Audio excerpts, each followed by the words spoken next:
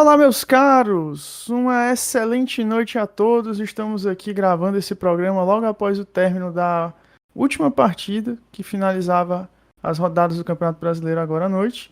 E nós vamos falar um pouquinho sobre essa disputa do Campeonato Brasileiro que agora está praticamente sacramentada, que vai ficar apenas entre o Palmeiras e o Botafogo, bem como as equipes que vão disputar as quartas de final da Libertadores. Como é que eles se saíram nessa rodada de brasileiro? Então fica aí com a chamada do programa, é já que a gente começa. Que desagradável, hein? Que beleza.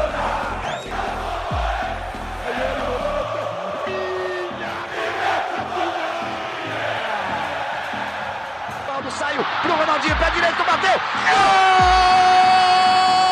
Gol! Brasil!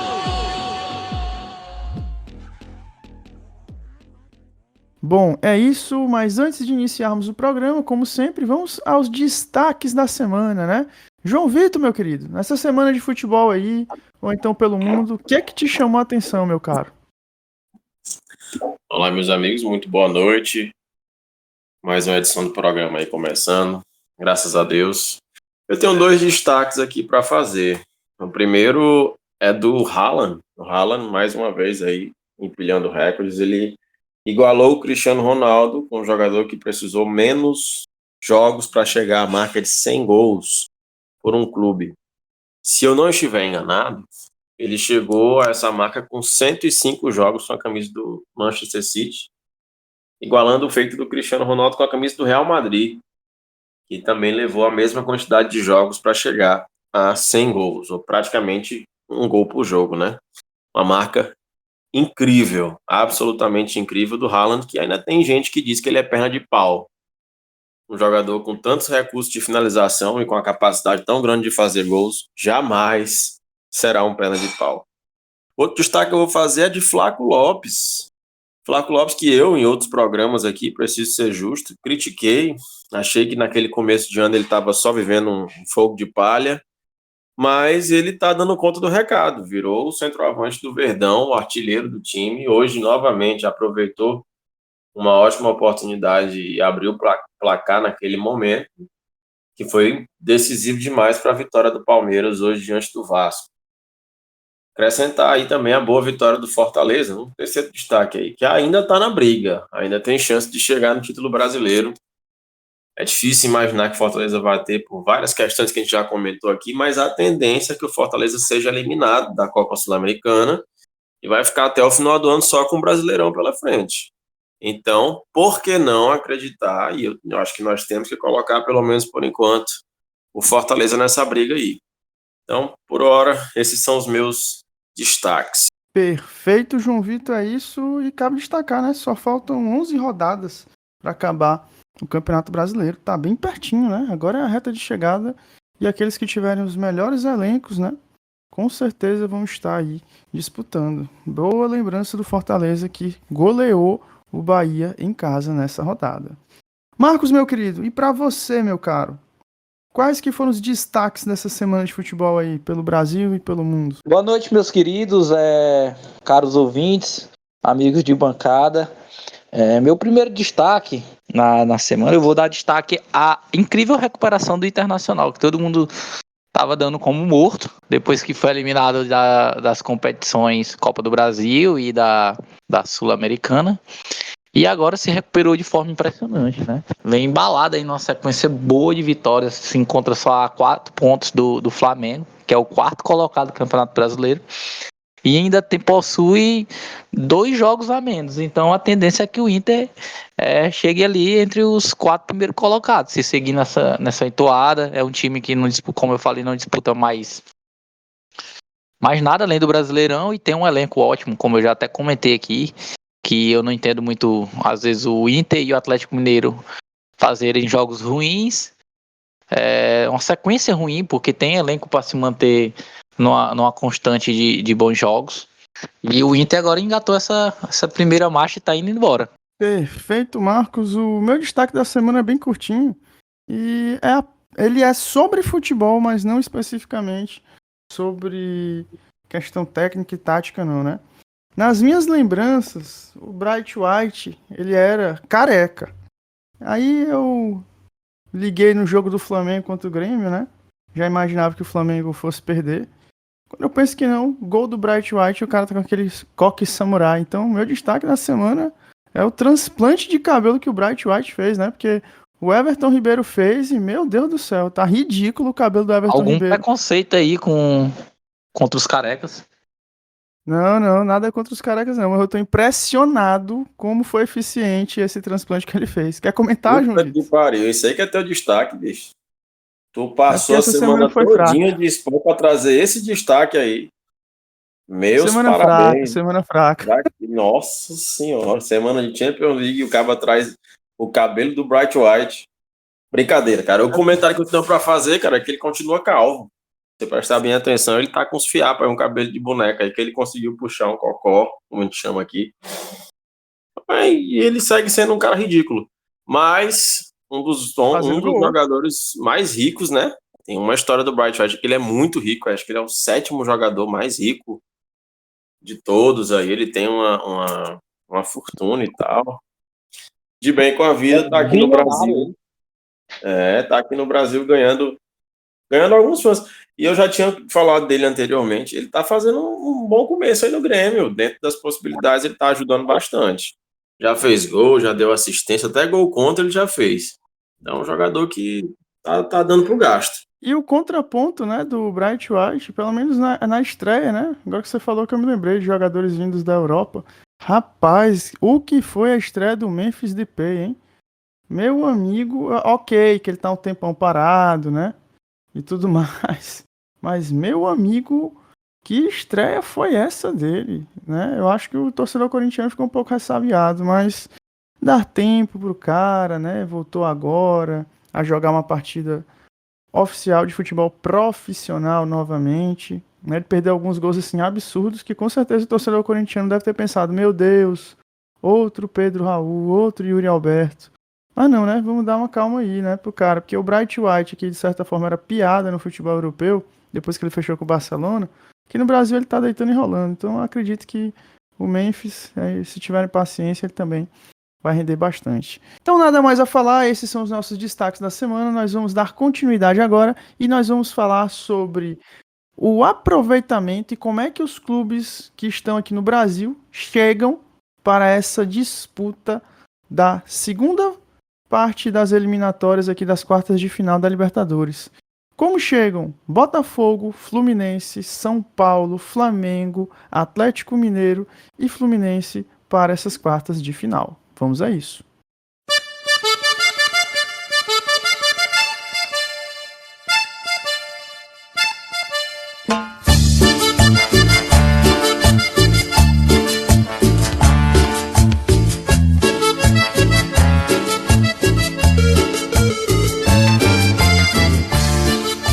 Então, meus caros, assim, primeiro ponto a se falar, né? O Botafogo teve uma partida muito dura, né? Contra o Fluminense. E aí, chega nesse momento, com certeza o torcedor do Botafogo deve ficar pensando, e aí? Será que o nosso time vai abrir mão de alguma competição? Será que o nosso time vai continuar firme e forte na busca pelo Brasileiro e também pela Libertadores? Eu acredito que foi uma partida feia, uma partida chata, uma partida cansativa, mas no final todo o esforço do Botafogo foi recompensado. Na marcação alta, o Felipe Melo deu um vacilo e aí o Luiz Henrique não perdoou. Com a assistência do Gregor, eles foram lá e mataram o Fluminense e conseguiram mais 3 pontinhos. Por outro lado, o Fluminense, que venceu o primeiro jogo contra o Atlético Mineiro, perdeu a partida numa forma relapsa do seu cão de guarda, Felipe Melo, experiente volante. E aí, meninos, como é que vocês veem o Botafogo? Será que ele está respondendo bem a esse momento no campeonato? Será que ele não vai ceder à pressão do Palmeiras? Será que ele vai conseguir se manter vivo nas duas frentes e vai chegar com um mental elevado para enfrentar o São Paulo agora no jogo de volta da Libertadores? Primeiro a gente fala do Fluminense, aliás, do Botafogo, depois a gente fala do Fluminense. Pode ir, João Vitor. Bom, sobre o Botafogo fez uma partida de muito domínio diante do São Paulo, mas não conseguiu impor a superioridade no placar. e leva, eu não vou dizer uma desvantagem, né? Porque literalmente o jogo foi 0-0, mas leva um resultado não tão bom para São Paulo, para jogar no Morumbi, onde o São Paulo tem feito realmente um ano muito bom. Ainda enxergo o Botafogo como favorito e ainda coloco o Botafogo como classificado desse duelo. Mas, obviamente, o jogo tomou agora uma proporção muito maior e maior também vai ser a dificuldade para o Botafogo nessa partida. Contra o Fluminense também, o Botafogo não conseguiu se impor e ganhar o jogo, né? Acabou que no final aí o Felipe Melo, que já passou da hora de parar, contribuiu diretamente com a vitória do Fogão, uma vitória que foi muito importante para o Botafogo, até porque Fortaleza ganhou, o Palmeiras ganhou na rodada, então manteve a distância. E agora vão para um jogo com muita moral, confiança, mas não tá tão assim, as coisas não estão acontecendo de forma tão natural com o Botafogo. Por outro lado, a gente sabe que não existe mais aquele critério do gol fora de casa, que deixa as coisas um pouco mais iguais. Se o Botafogo tivesse tomado um gol fora de casa, poderia ser um problema maior, mas não tomou, e qualquer empate leva para os pênaltis, né? Como também qualquer vitória, lógico. Então, eu acho que por isso que eu ainda vejo o Botafogo como um favorito. E chega mais forte do que ainda o São Paulo, mesmo sendo um jogo no Morumbi. São Paulo pode atropelar o Botafogo, jogar muito bem, tem força para isso. Mas no mano a mano assim, eu acho o Botafogo mais time que o São Paulo ainda. E tende a ganhar o jogo. Luiz Henrique, inclusive, que foi o autor do gol da vitória, teve uma queda de rendimento. Mais um caso de jogador que vai para a seleção brasileira e volta para o seu clube com queda de rendimento, né? Teve aí o negócio também da esposa dele, que descobriu que ele levou a amante pro camarote, e aí ela posando de mulher dele e tal. Enfim, se separaram, não que a gente tenha algo a ver com a vida, a vida pessoal do jogador, mas pode também ser uma influência, né? A vida pessoal, logicamente, influencia diretamente no profissional. Então, para resumir mais uma vez, eu acho que o Botafogo chega mais forte do que o São Paulo e tem ainda, dá para a gente imaginar, condições do Botafogo brigar pelas duas frentes e ser um time aí que pode levar tanto o Campeonato Brasileiro como a Libertadores da América. E para você, Marcos, como é que chega o Glorioso para essas quartas de final após essa partida dura contra o Fluminense? Cara, pra mim, chega cansado fisicamente, porque se puxou demais. Porém, psicologicamente, como a gente já conversou, a gente estava conversando lá no nosso grupo, dá uma fortalecida assim total. Eleva a moral do time, que se mantém na liderança do brasileiro isolada.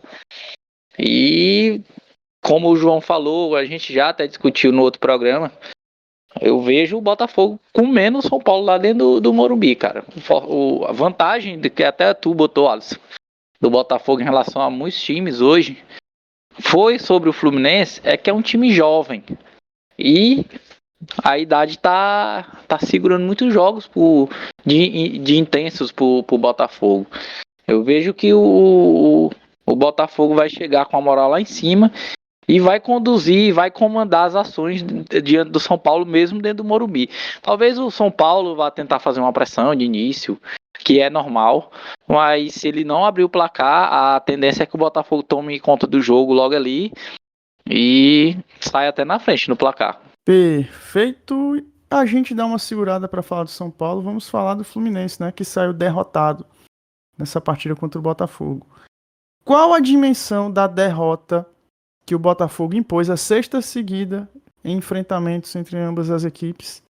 Qual é o peso que essa derrota impõe psicologicamente e fisicamente ao Fluminense, que vai enfrentar o Atlético Mineiro, né? No estádio do Atlético, na Arena MRV, no jogo de volta das quartas de final da Libertadores. João Vitor, diga aí sua opinião. Bom, vamos lá. O Atlético, eu sigo ainda acreditando que o Atlético passa do Fluminense, acho que o Fluminense chegou no certo limite. Ainda acredito também na classificação do Atlético, vou manter o que eu disse. O Atlético deu até uma melhorada, né, no desempenho, mesmo com essa derrota para o Fluminense. Hoje ganhou de novo com o gol do menino Deivinho. O Atlético mandou a campo um time misto e conseguiu uma boa vitória. E vai na base da mística, né? Sempre que joga em casa, joga com muita força. E eu acho que a individualidade do Atlético vai pesar. Não pesou no Rio de Janeiro, é verdade, mas acho que vai pesar no jogo dessa semana, no jogo da volta. Por isso que eu continuo acreditando na classificação do Atlético. O Fluminense é uma verdadeira caixa de surpresas, né? Mas, ao mesmo tempo, não é um time que vai apresentar um nível suficiente para a gente acreditar em vitória lá dentro. Claro que tem a vantagem do primeiro jogo, pode ser que isso decida, né? Levando, por exemplo, os pênaltis. Tem o Fábio, que é um grande goleiro, e ontem foi uma atuação espetacular do Fábio diante do Botafogo. Mas a minha opinião segue a mesma. Apesar de todas essas possibilidades, eu acho que o Atlético vai conseguir reverter esse resultado aí. Perfeito, João Vitor. Marcos, aproveita o gancho e fala de ambos, tanto do Fluminense quanto do Atlético Mineiro.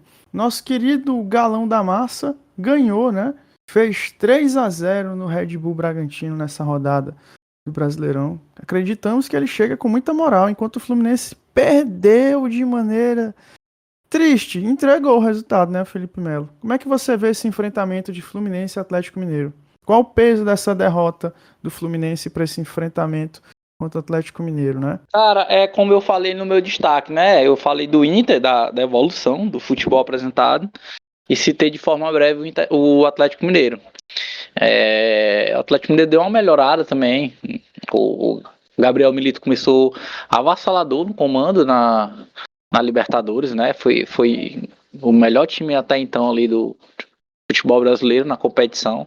Depois teve uma queda brutal no futebol praticado, mas começou a se reencontrar novamente. A prova foi esse 3-0 sobre um chatíssimo Red Bull Bragantino.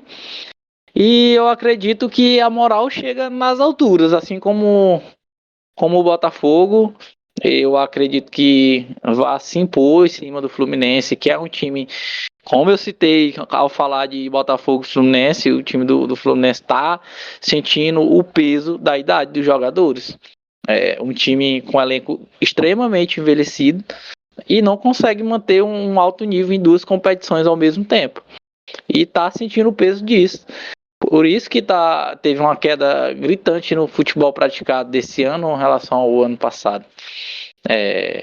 No ano passado ele teve aquele ano mágico que todo time já teve na história, né? O Fluminense teve o ano mágico, mesmo com a idade.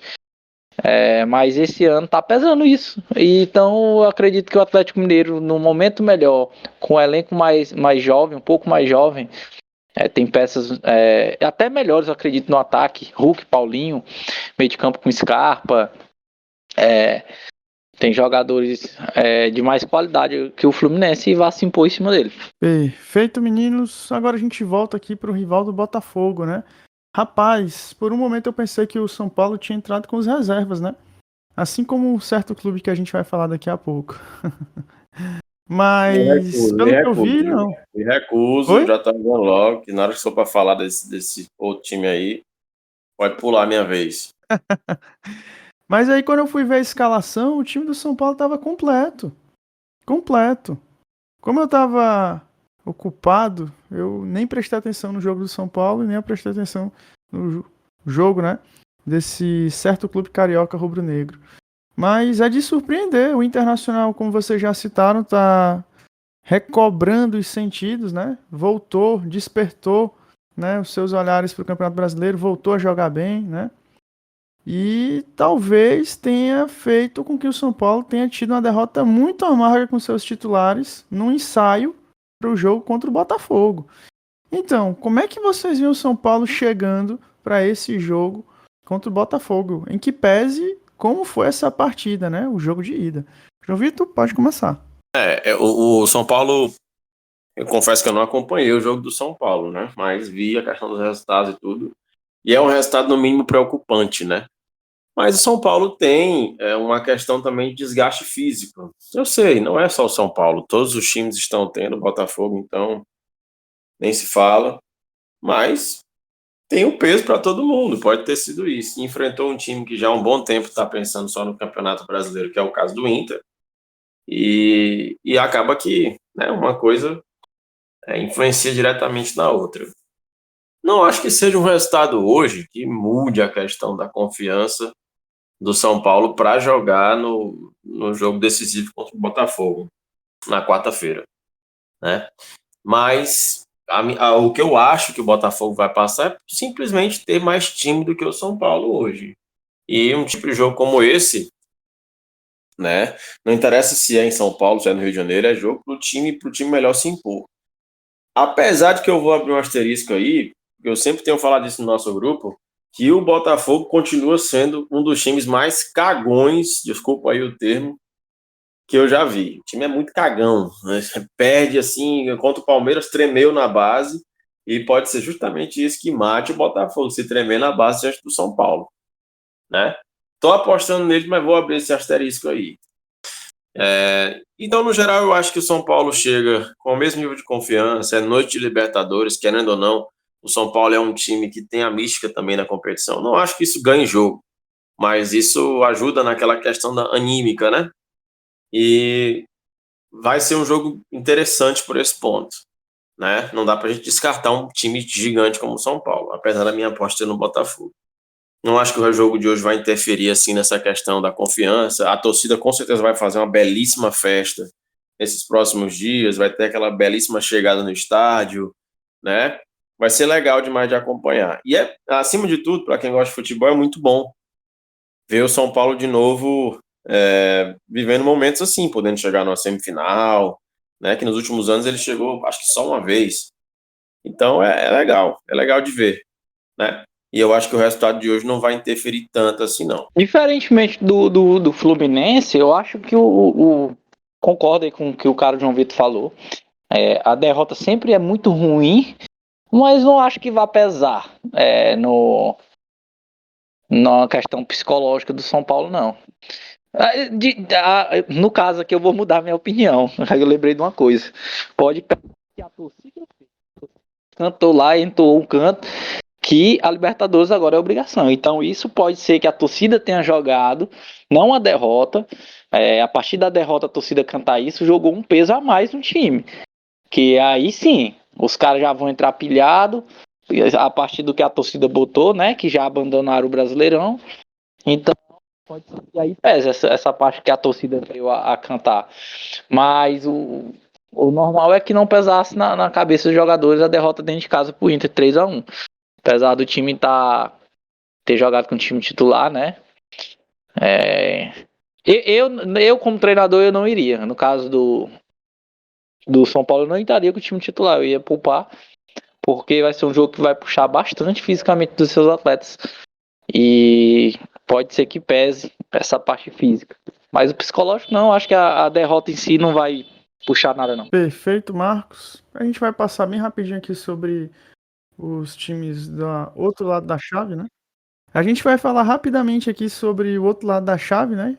O vencedor de Atlético Mineiro e Fluminense enfrenta o vencedor de River Plate e Colo-Colo. O Colo-Colo, ele jogou contra o River Plate, né? Na semana passada, empatou em 1-1 e só vai jogar de novo, né? Entre esse jogo das quartas de final e o próximo jogo eles não jogaram, estão descansados. Enquanto o River Plate fez uma partida horrorosa, normal de clássico argentino, uma partida deprimente, triste, uma das partidas mais ridículas de se assistir.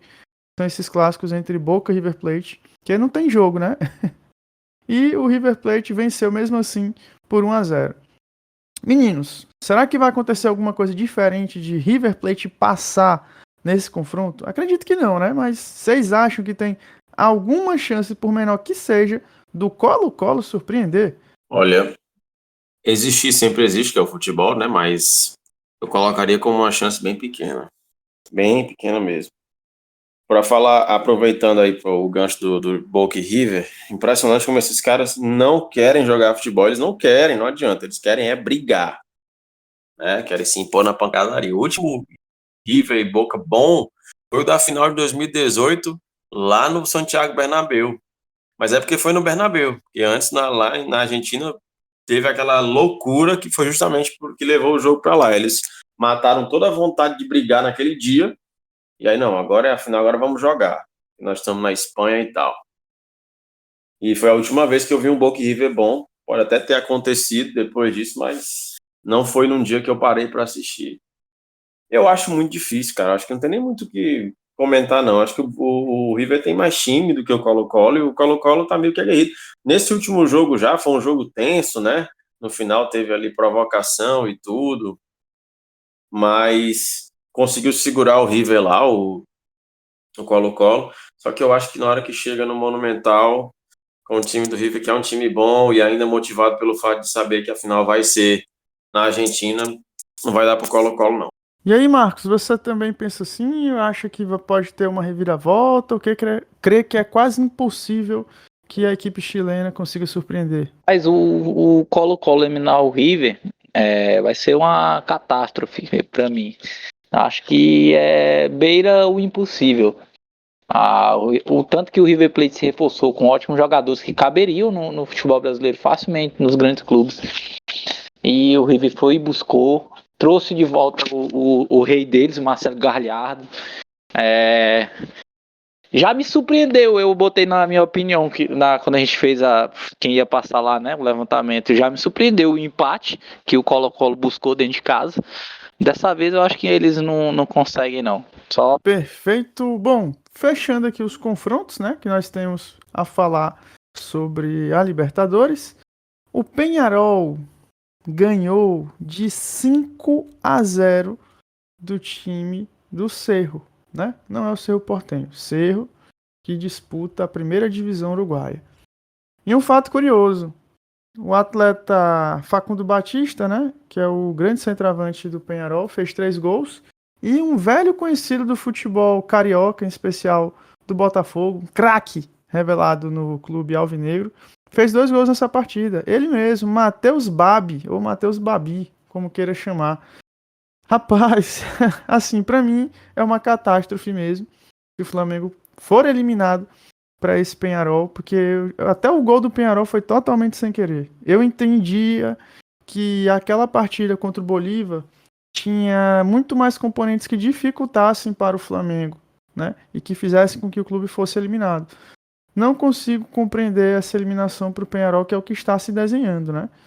Mas assim, meninos, vocês creem de verdade que existe alguma coisa que possa fazer com que esse clube do Flamengo faça o seu primeiro gol na história contra o Peñarol? Pelo menos fazer um gol, porque eu acho que vencer não vai. Muito embora, aqui pese, o Peñarol nunca venceu uma equipe brasileira desde que ele inaugurou seu novo estádio. Então o Flamengo tá aí para quebrar essa marca, né? O Flamengo esse que perdeu de 3-2 para o Grêmio nessa rodada do Campeonato Brasileiro, colocando praticamente apenas os garotos para jogar, né? Um único atleta, 2 na verdade, que podem ser considerados titulares nessa equipe do Flamengo. O lateral esquerdo, muito controverso, Ayrton Lucas, e o lateral direito, Wesley, né? Que teve uma partida abaixo da crítica. Meninos, o que é que vocês veem entre Peñarol e Flamengo? Como é que se desenha essa partida? Cara, eu vou te dizer uma coisa aqui como flamenguista, que não tem como separar a opinião nesse momento do time que a gente torce. O torcedor flamenguista tá tendo um déjà vu de 2023, só que ele ficou um pouco mais esperançoso em 2024, em determinado momento. Mas nesse momento, a gente só tem que pensar mesmo para ver se a temporada vai ser salva com alguma coisa e torcer para ela acabar logo. É mais um ano de gestão desastrosa do Flamengo. A gestão de futebol do Flamengo é ridícula. O Marcos Braz, vice-presidente de futebol, ele só sobrevive de 2019. Depois de 2019, ele não conseguiu fazer um ano sequer. Nem 2019 foi assim, mas um ano sequer bom. Só escolhas equivocadíssimas, falta de conhecimento básico de futebol, falta de planejamento, falta de até mesmo atualização. O Flamengo é um time com toda a estrutura do mundo e com toda a condição financeira do mundo para a realidade dele, que é o Brasil, e ainda assim o Flamengo deixa a desejar em vários aspectos. A gente questionou tanto a questão da preparação física, agora que o Flamengo está tentando fazer parcerias para amenizar a situação gravíssima que se encontra. As contratações que vão ali muitas vezes sendo empilhadas por situações, por momentos de desespero, precisa contratar, como foi agora os últimos jogadores que foram contratados. Não existe muita lógica no que se faz. né? Não se pensa muito nas peças que saem para as peças que vão chegar, como vai ser enquadrado isso, porque no dia que entenderem que o dirigente de futebol ele não tem só que contratar, mas ele tem que contratar seguindo uma ideologia que vá se alinhar com a peça que ele perdeu e principalmente com o trabalho do técnico atual, talvez as coisas melhorem. E ano de eleição, ele quer ser vereador de novo, e é ridículo. O Estatuto do Flamengo deve ser deve ser atualizado e deve-se. Eu sei que isso é uma questão pessoal, talvez não seja nem possível fazer isso, mas não tem como você focar em duas coisas. O cara trabalha no Flamengo e está focado na campanha política dele. Não tem como ele ter o mesmo foco nas duas coisas ao mesmo tempo. Isso é impossível. Então, o Estatuto do Flamengo deve prever alguma coisa para proibir esse tipo de coisa, porque é uma falta de respeito com o Flamengo também. O Flamengo não é uma instituição qualquer. O Flamengo, o Vasco, o Palmeiras, o São Paulo, são instituições nacionais, são empresas nacionais e exigem hoje cada vez mais um nível de profissionalismo. Então, não tem como você se dedicar a uma segunda carreira de gestão enquanto você está como dirigente abaixo do presidente ali. A maior figura do futebol é ele. Porque, para quem não sabe, o Rodolfo Landim é presidente do Clube de Regatas Flamengo, então ele tem outros interesses. Quem administra o futebol, apesar da última palavra ser do Landim, é o Marcos Braz. E nós podemos listar aqui uma série de bobagens que ele faz à frente do Flamengo. Uma série de bobagens. Então, esse ano já é um ano que, sinceramente, o torcedor já começa a ficar pensando, é melhor esse ano acabar e começar tudo de novo. Já está desgastante também essa questão com o Gabigol. E aí o Tite com essas lambanças que ele vai fazendo, que eu tenho que citar agora o jogo anterior, uma coisa ridícula, absurda, 100%, na minha visão, 99% da responsabilidade da derrota foi do Tite. Uma escalação ridícula. Ele tira o Léo Ortiz, que está deitando na função, coloca o Pulgar se arrastando, voltando de lesões, ainda tentou justificar depois, que deixa tudo pior ainda. Coloca o De La Cruz, que vinha de uma parada de 20 dias, coloca o Arrascaeta também, que vinha de uma parada sem conseguir ter uma condição física, colocou um time mais morto do que já é, para jogar e simplesmente não aguentou. O gol do Peñarol foi uma coisa clara. O erro de passe lá na frente, e nossos dois laterais não conseguiram acompanhar. Tanto o Alexandre, que acabou de chegar, vem de uma parada longa, e o Varela não conseguiram acompanhar. Nós pegamos um gol de pelada. Não digo nós, é porque eu sou um flamenguista também, para quem não sabe. Pegamos um gol de pelada, de contra-ataque de pelada, sabe? Porque ele faz uma escalação errada. Ele tem o Plata, que é um jogador que acabou de chegar, que traz um histórico de jogar de um lado do campo, que ele poderia ter aproveitado. Foi um cara contratado para fazer uma função ali pelo lado direito, nós só tínhamos o Luiz Araújo, e ele escala o Plata na ponta esquerda. Depois ele faz modificações erradas, sabe? O Bruno Henrique já estava começando a jogar bem no jogo, não estava jogando nada espetacular, mas estava começando a jogar bem no jogo, acerta um chute na trave, ele tira o Bruno Henrique e deixa o Plata, que não joga desde maio, sem ritmo total. Então eu não sei até quando ele vai poupar jogadores. Talvez ele tenha tirado o Bruno Henrique pensando na sequência de jogos. Mas se não ganhasse o jogo lá, talvez não tenha sequência de jogos. Só acabou não ganhando lá no Maracanã. Então, uma série de coisas erradas. Nós temos que levar em consideração vários pontos a favor do Tite, mas ele também não se ajuda. É incrível como ele não se ajuda fazendo escolhas equivocadas o tempo inteiro. Dá para você citar várias delas. Aí ele põe no jogo tentando fazer algumas modificações no segundo tempo, e o Wesley acabou sendo um jogador de maior destaque, assim, pelo menos em termos de movimentação, de buscar o jogo. Ele coloca o Carlinhos. Carlinhos é um cara que teve uma história pessoal esse ano delicada, ele acabou entrando, fez um gol importante contra o Vitória, mas, gente, com todo respeito ao Carlinhos, não é jogador de Flamengo. Depender do Carlinhos, num momento como hoje, ele já foi expulso. Então não adianta, gente, não adianta. Não dá para você ficar insistindo no jogador, porque o Carlinhos vem sendo decisivo. Ele fez seus golzinhos ali, que nem aquele Vanderlei que jogou na época do Luxemburgo, do Ronaldinho. Fez uns gols decisivos, ele fazia o gol, ele rodava o engenhão todinho. Flamenguista raiz vai lembrar. Ele fazia um gol, ele saía correndo o engenhão todinho. Vanderlei, pode pesquisar aí. Jogou na época do Luxemburgo e do Ronaldinho Gaúcho. Primeira oportunidade vazou, foi ganhar o dinheiro dele fora na Arábia. Porque era um jogador que estava ali quebrando galho. Mas aquele Flamengo de 2011 cabia um jogador como esse. De 2024 não tem que caber, não adianta. E vários outros fatores, né? Vamos ver como é que vai ser. A gente fica completamente sem entender. Abriu mão do Campeonato Brasileiro oficialmente, né? Deixou 12 jogadores no Rio de Janeiro para fazer trabalho específico. Acho que até o Rossi ficou. Treinou forte aí, porque o time está se arrastando e tal. Mas quando a gente vai ver no jogo, o que aconteceu quarta-feira foi um catado, todo mundo correndo errado, o Flamengo correndo errado, como se fosse literalmente uma pelada. Jogadores profissionais sem saber nem como correr.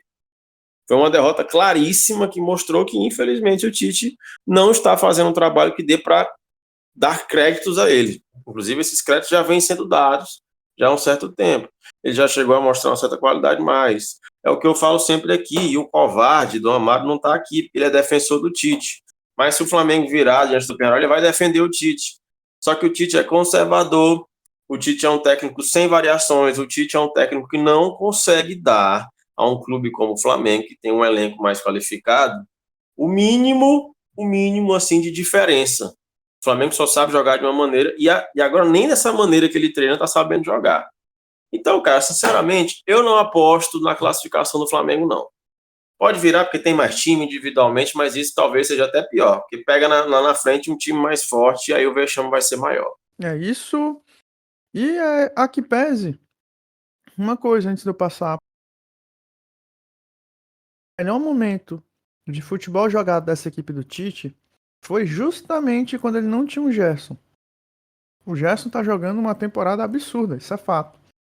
Mas parece que quando o time do Tite não joga daquela maneira metódica, pensada e articulada que ele quer, por mais que o time esteja jogando bem, não é como ele quer. E ele não permite que o time continue nessa evolução. Não tô falando que o problema do Flamengo é o Gerson, pelo amor de Deus. Eu tô dizendo que o Tite ele tem convicções e ele morre com elas. Ele parece que não tem variação. Ele tem um plano de jogo do minuto 1 ao minuto 90. Que se não sair daquele jeito, ele não muda, ele fica com as convicções dele, né? Assim como a gente viu em algumas Copas do Mundo. Marcos, meu querido, e aí? Você acha que pode ter um milagre e o Flamengo conseguir reverter a situação contra o Peñarol? Parece até absurdo a gente falar, né? Que tá dado como eliminado e não tem volta. Mas assim, você vê possibilidade deste Flamengo reagir contra o poderoso Peñarol? Suas opiniões? É até difícil falar, né, cara, que não envolver nossa opinião com nossa vontade do que o Flamengo passe. Porque minha vontade como flamenguista também, né, nós três somos flamenguistas, é que o nosso time passe. Mas se o cara levar na razão da maneira que tá jogando, não consegue atacar, velho. O Flamengo não consegue atacar. O Flamengo não conseguiu atacar o Peñarol dentro do Maracanã. O que leva a crer que ele vai conseguir atacar o Peñarol lá dentro do estádio do Peñarol, velho? Em momento algum o cara consegue ver isso. Por mais que a gente saiba que o Flamengo é superior tecnicamente, blá blá blá. Mas não basta só isso para vencer. Precisa mais que isso para vencer. Precisa ter vontade de vencer. Hoje, futebol é muito igual por isso. Um time mais postado, melhor postado em campo, melhor treinado, consegue superar o time melhor tecnicamente, que foi o que aconteceu. O time do Peñarol, até foi uma das coisas que eu coloquei, né? Se for os caras ouvintes acompanharem e lembrarem, eu coloquei no nosso levantamento, quem passa, Flamengo ou Peñarol? Eu falei, o Flamengo passa, mas vai sangrar para passar do Peñarol. Porque eu vi que o Peñarol, na primeira fase, ganhou do Atlético Mineiro, que é um bom time também, dentro da casa dele de 2-0, fez uma boa primeira fase, como faz muitos e muitos anos que não fazia. É um time que tá bem treinado, cara, tá bem treinado pelo o ótimo técnico Diego Aguirre. Então eu já senti que eu achava que o Flamengo antes do primeiro jogo ia passar, mas ia sofrer. Mas agora tá além do sofrer, agora tá com a faca enfiada, o Peñarol só falta rodar, né? Vai ter que tirar essa faca e salvar dessa sangria aí. Porque tá um pé fora da Libertadores. E eu vou até concordar com o que o João falou, que não sei se é melhor não sair agora. Pra mim, provavelmente o ano do Flamengo acabou, cara. Porque se o Flamengo é eliminado do Peñarol, ele já não é favorito mais contra o Corinthians na Copa do Brasil. Sendo eliminado pelo Peñarol, o psicológico dos caras, a gente sabe como é o Flamengo, a torcida vai cair em cima no Rio de Janeiro, os caras vão chegar lá contra o Corinthians só pra ser eliminado também. Já e outra vergonha. Então o ano acabou. Porque carioca pro Flamengo é mesmo que nada, não conta. O prognóstico do jogo, que eu acho que vai ser o jogo. vai ser a mesma coisa que aconteceu contra o time do Olímpia do Paraguai, que a gente foi eliminado. Mesma coisa. Eu acho que não vai fugir muito daquele. Não, esqueci que o Flamengo tinha deck. O Flamengo pegou uma virada lá. Mas eu acho que o Flamengo vai tentar se impor, vai se impor, como tu botou, Alisson. O Penharol vai recuar, vai aguardar o Flamengo para ferir o Flamengo nos contra-ataques, como fez no Maracanã. A chance do Flamengo é abrir esse placar logo, cedo, ali no primeiro tempo, para que o Penharol, assim como eu botei no nosso grupo, para talvez, que ainda não é uma certeza, o Penharol venha a se abrir para tentar buscar o gol que vai dar classificação para ele. Ainda isso não é uma certeza. Que eu acredito também que o Flamengo metendo 1-0, o Penharol só vai sair já lá no final do jogo. Ele vai se manter no planozinho de jogo dele ali, de que isso para ele é muito bom. O Penharol já contava, já entrou com esse confronto buscando ir para os pênaltis. O Penharol não buscava ter ganhado nem empatado lá fora, queria perder de pouco, chegar vivo no Uruguai. E chegou já quase, e além de chegar vivo, chegou matando o Flamengo. Não enxergo Flamengo passando de fase não, cara. Minha vontade era essa, mas eu acho que ele não vai ter força de produzir para produzir ao ponto de fazer 1, 2, 3 gols no Penharol, que vai correr muito mais do lado da torcida dele do que correu no Maracanã. É isso, e detalhe, né? Hoje teve aquela papagaiada dos torcedores organizados do Flamengo irem no CT reclamar e cobrar dos jogadores, né? E eu vi um relato de que os líderes de torcida organizada chegaram pro Gerson e falaram: vamos correr, corra por nós. Gente, assim, minha humilde opinião, tá? Se isso daí funcionasse de verdade, era só toda semana fazerem isso, que o time nunca mais perdia uma partida, né? Eu acho isso um ato de desespero e muito mais a torcida organizada querendo aparecer nesse momento de dificuldade do que realmente isso ser proativo para a equipe, né? Quem não se lembra da bomba na Gávea em 2008? O que foi que aconteceu? O Flamengo foi campeão brasileiro? Não. Muito pelo contrário. Dali as coisas só pioraram, né? Então, assim, eu acho que o que tá faltando para esse time mesmo é jogar a bola, né? Algumas tomadas de decisão dos atletas também em campo acabam pesando muito, né?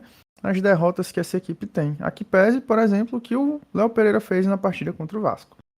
Bom, meninos, dito isso, então é isso, né? Nós vamos fechando o programa dessa semana com um esquenta para o jogo da volta das quartas de final da Libertadores da América. Meninos, algo mais a falar? Alguma coisa pra gente ficar de olho ao longo da semana ou não? Não, eu queria só falar aí que a gente teve a rodada da La Liga, né? Nesse final de semana. Uma boa atuação, mais uma boa atuação do Endrick. E o Ancelotti comentou que, infelizmente, ele vai ter que correr atrás, que ele vai ter que ser um pouco injusto com o Endrick, pelo que o Endrick está jogando. Mas ele tem Rodrigo, Mbappé e Vini Júnior na frente dele, né? Então foi mais ou menos isso que o Ancelotti disse. Olha, eu vou ter que ser injusto com o menino, mas ele tem essa concorrência toda aí. E uma atuação, mais uma vez, muito boa do trio aí de ataque, né? Com o Mbappé e o Vinícius. O Vinícius fazendo gol também, né? Foi uma atuação muito boa. Ele não tinha ido muito bem no primeiro jogo contra o Stuttgart. Aí já começa já um monte de gente falar besteira. Mas ele, de novo, ele entrou e mudou o jogo. O Real Madrid, mais uma vez, com dificuldades. Mais uma vez. Eu sei que já é um time cascudo demais, não sofre com essas coisas, mas segue com dificuldades. E no segundo tempo o Vinícius entrou e mudou o jogo, deixou o Rodrigo na bola para fazer um gol, fez o dele também, e o Mbappé foi lá e bateu o pênalti, e fez também o seu gol. Então, no geral, mais uma atuação do Real Madrid que a gente faz alguma ressalva, mas eu queria destacar que o Endrick, inclusive o pênalti que o Mbappé bateu, foi o Endrick que sofreu. É isso, Marcos? Algum destaque final? Alguma Não, coisa eu pra gente ficar quero de dar olho ao longo da semana? dar um adentro aqui no que o João falou, citou o Stuttgart, né? Quem botou o Stuttgart como galinha morta, hoje ele sapecou uma sonora goleada no Borussia Dortmund. 5-1. Então, o time que segundo colocado, se eu não me engano, da Bundesliga do ano passado, manteve uma base. Não é galinha morta, não. Não foi à toa que ele deu trabalho pro Real Madrid dentro do Santiago Bernabéu, não, né? Esse adentro aí sobre o Stuttgart. E outro destaque que eu queria falar rapidão é sobre o clássico, o grande clássico do momento inglês, que foi Arsenal e Manchester City, né? Manchester City e Arsenal. Que o Haaland chegou a incríveis 100 gols pelo time, com somente 105 jogos, se eu não me engano. É uma máquina de fazer gol, o homem não para de fazer gol. E ele tá melhorando. Os gols que ele faz agora, e ele andava perdendo aí, o Manchester City, ele não perde mais não. Melhorou a finalização dele. E falar nesse jogo do Savinho, né? Nosso Savinho, que eu acho que tende a, se continuar assim, a ser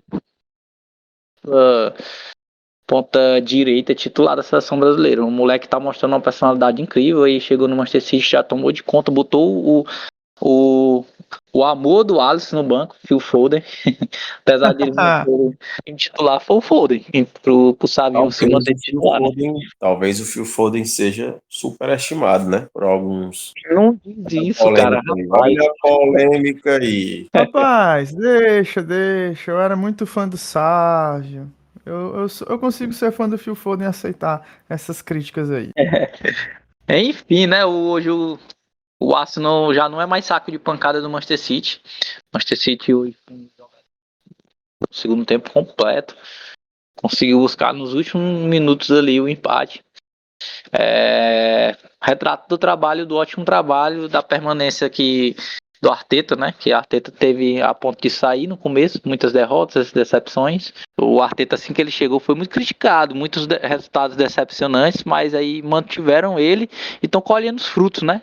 De um trabalho a longo prazo, planejado, que aqui falta muito, esse é assunto batido aqui no Brasil. Falta, eles estão colhendo bons frutos aí com o Arteta, o filhote do Pep Guardiola. E eu torço pro Arsenal lá, né? Como eu falei, é a mesma coisa que torcer pro Botafogo. Aí é polêmica. Ai. Meninos, vamos lá, né? Quem que quer fazer a pedida musical essa semana pra gente encerrar o programa? João Vitor, pra pedir. Rapaz, Vai lá, João Vitor. Qual que é o quero pedido? sugerir que o nosso host faça a pedida, porque é sempre um de nós aqui. E o Mano Alisson também tem um excelente gosto musical. Rapaz, é verdade. Então, deixa eu pensar aqui. E João Vitor, o que tu acha do gosto musical do nosso querido amigo Amaro? Como tudo que o Amaro faz, é tudo duvidoso. É o time que ele torce, ele dizer que trabalha. Né? Já teve um tempo que ele teve um gosto bom, mas hoje em dia, como sempre, é tudo duvidoso. Rapaz, então, como a gente tá com a temática de Libertadores, né? E a gente, como torcedor do Flamengo, a gente tá muito machucado. Eu vou colocar uma música de uma banda argentina que eu gosto muito. La Mosca Tsetse. É uma música interessante. Que eles falam sobre que o cara tá chateado com uma mulher, ele vai rasgar as fotos e vai queimar as cartas para nunca mais ver ela. Que é mais ou menos o sentimento que alguns torcedores estão dos seus clubes, viu? Então é isso, meus caros. Quer falar, João Vitor? Não, eu ia perguntar se é uma cúmbia. Se for uma cúmbia, aí melhor ainda. Isso, é uma cúmbia. Cúmbia vigeira. Boa demais. Bom, é isso, meus caros. Onde é que tu arruma essas coisas? Fala, Marcos. Eu gosto, pô. Eu Cara, gosto de torcedor música. do Colón, pô. Pô, eu torço pro Colón, não vou gostar de cúmbia vigeira. Cúmbia vigeira, pra quem não sabe, é um tipo de cúmbia que a gente chama de cúmbia de rua, né? É mais ou menos parecido com o que culturalmente a gente escuta aqui, que são aquelas músicas de forró de esquina, de seresta. Então é a música dele de seresta, O cúmbia de cara seresta. é o Mauro César do Piauí, entendeu? Mauro César, torcedor do Racing. É do mesmo jeito. Então é isso, meus caros. Sigam compartilhando o nosso conteúdo aí nas redes sociais. A gente ficou muito feliz com o retorno que a nossa audiência deu no nosso Instagram e também no nosso TikTok. Nós também temos canal no YouTube. Então, meus caros, um beijo, um abraço. Fiquem aí com essa pedida musical de hoje. Até a próxima.